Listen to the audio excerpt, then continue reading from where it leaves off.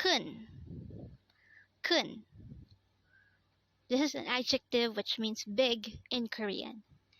Again, kun is used to describe something as big. Next word is 작은. Again, it's 작은. This is an adjective which means small. Again, 작은 is used to describe something as small. Next word is 멀리. Again, it's 멀리. And this is an adjective which means far. Again, 멀리 is used to describe something as far.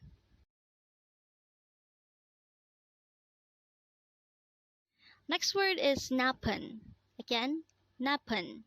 This is another adjective, and this is used to describe something as bad. Again, 나쁜 means bad.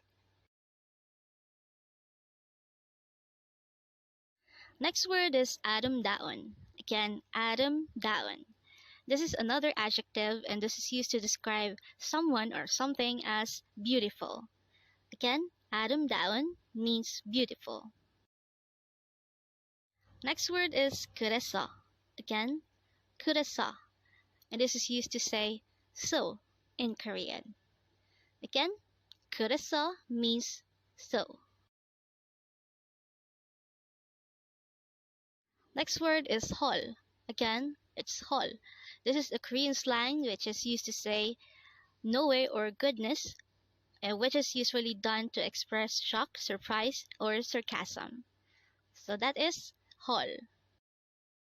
Next word is 얼마예요. Again, it's 얼마예요. This is a phrase which is used to ask how much is this. Again, 얼마예요 means how much is this. Next word is 내다. Again, it's 내다. This is a verb which means to pay. Again, 내다 means to pay.